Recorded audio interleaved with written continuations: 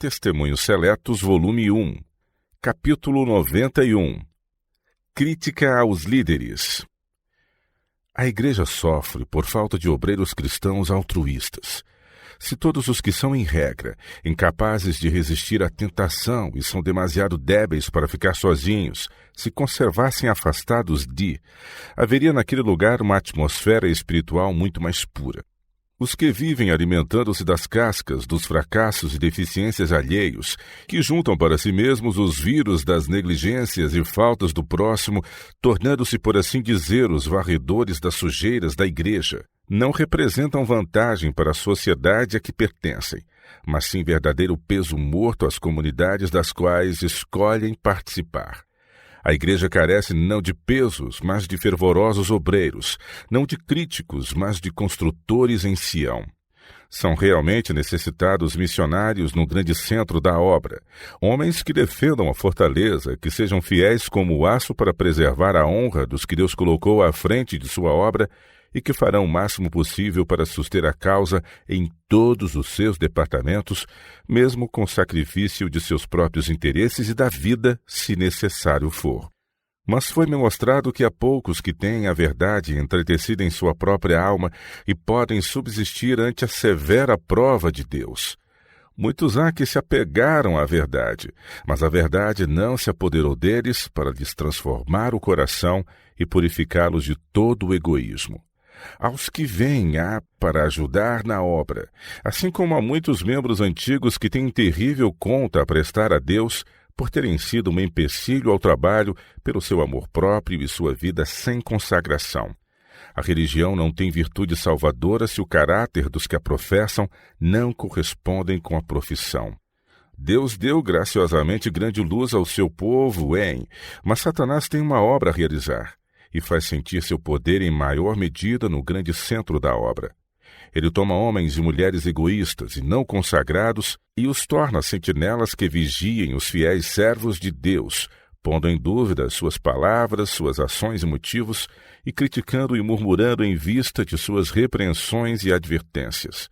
Por meio deles, cria ele suspeita e ciúmes, e procura enfraquecer o ânimo dos fiéis, agradar aos não santificados e neutralizar os labores dos servos de Deus.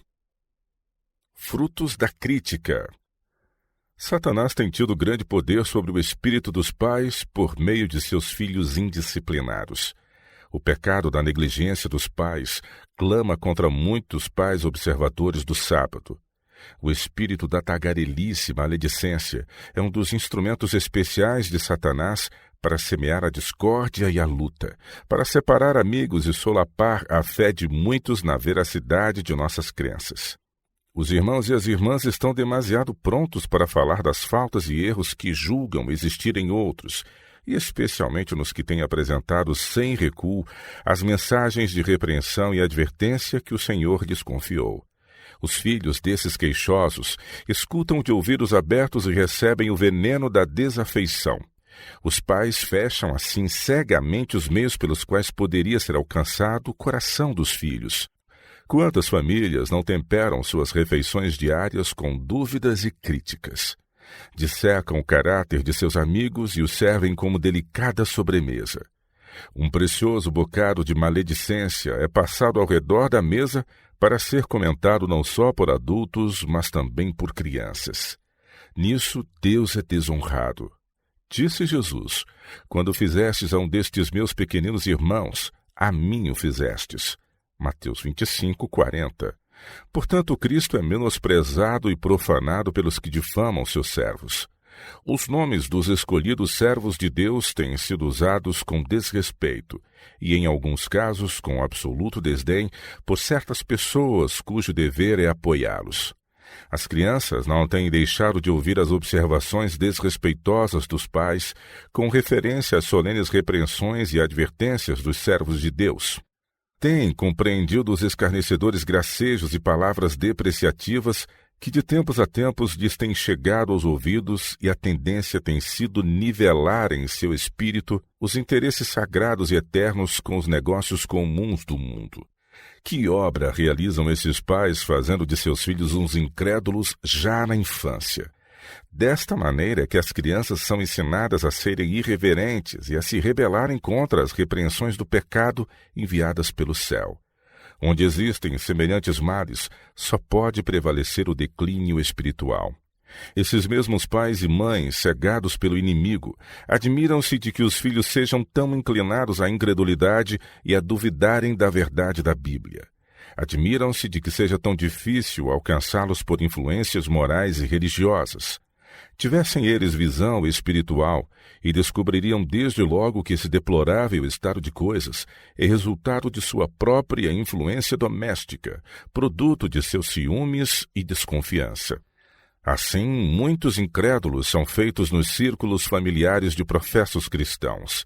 Muitos há que encontram prazer especial em falar demoradamente nos defeitos reais ou imaginários dos que arcam sob pesadas responsabilidades em relação com as instituições da causa de Deus. Passam por alto o bem que tem sido realizado, os benéficos resultados do árduo labor e persistente dedicação à causa, e prendem a atenção em alguns aparentes erros, coisa que depois de cometidas e ao seguirem-se as consequências, imaginam eles que poderiam ter sido executadas de modo melhor, com resultados mais lisonjeiros. No entanto, a verdade é que tivessem eles sido encarregados do trabalho, ou se haveriam recusado agir em vista das circunstâncias desencorajadoras do caso, ou teriam agido mais indiscretamente do que os que efetuaram a obra, seguindo o caminho aberto pela providência de Deus. Mas esses irrequietos faladores apegam-se ferrenhamente aos aspectos mais desagradáveis da obra, tal como os líquens se agarram às asperezas da rocha. Essas pessoas atrofiam-se espiritualmente, por isso que se demoram continuamente sobre os fracassos e faltas dos outros. São moralmente incapazes de discernir as ações boas e nobres, os esforços altruístas, o verdadeiro heroísmo e sacrifício. Não se vão tornando mais nobres e exaltados em sua vida e esperanças, nem mais generosos e largos em suas ideias e planos.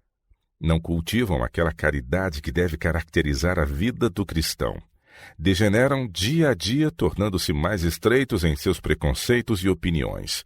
A pequenez é seu elemento, e a atmosfera que os rodeia é peçonhenta para a paz e a felicidade. Devem os cristãos ser cuidadosos em relação às suas palavras.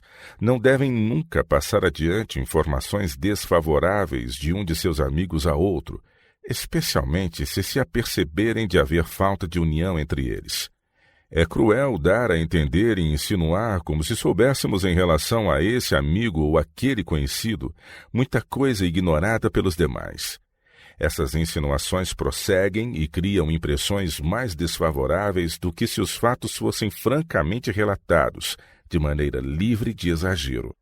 Que danos não tem sofrido a Igreja de Cristo por causa dessas coisas? Procedimento incoerente e desavisado de seus membros tem-na tornado débil como a água. Tem sido traída a confiança por membros da mesma igreja e, no entanto, o culpado não pretendia fazer mal. A falta de prudência na escolha de assuntos de conversa tem feito muito dano. Deve a conversa ser sobre coisas espirituais e divinas, mas tem sido diferente. Se a associação com amigos cristãos é dedicada especialmente de modo a aproveitar ao espírito e ao coração, não haverá remorsos depois e poderão recordar a conversa com prazer e satisfação. Mas se as horas são despendidas em leviandades e em falar ocioso, empregando-se o precioso tempo em dissecar a vida e o caráter de outros, a associação amistosa se demonstrará fonte de males, e vossa influência será cheiro de morte para a morte. Não devemos permitir que nossas perplexidades e desapontamentos nos corroam a alma, tornando-nos impertinentes e impacientes. Não haja discórdia, nem suspeitas ou maledicência para não ofendermos a Deus. Meu irmão, se abrires teu coração à inveja e a vis suspeitas, o Espírito Santo não poderá habitar contigo. Busca a plenitude que há em Cristo. Trabalha de modo por ele indicado. Que cada pensamento, palavra e ato o revele. Precisas de um diário batismo do amor que nos dias dos apóstolos os tornava todos de um mesmo comum acordo. Esse amor trará saúde do corpo, espírito e alma. Circunda tua alma com uma atmosfera que fortaleça a vida espiritual. Cultiva a fé, a esperança, o ânimo e o amor. Reine a paz de Deus no teu coração. O Senhor vive e reina. Logo ele se erguerá em majestade para abalar terrivelmente a terra. Uma mensagem especial deve agora ser proclamada, mensagem que penetrará as trevas espirituais e convencerá e converterá almas. Escapa-te por tua vida. É o apelo a ser feito aos que se demoram no pecado. Devemos agora tomar muitíssimo a sério o caso. Não temos um momento a passar em críticas e acusações. Que os que isso têm feito no passado se prostrem de joelhos em oração e que reparem como estão pondo suas palavras e planos em lugar das palavras e planos de Deus.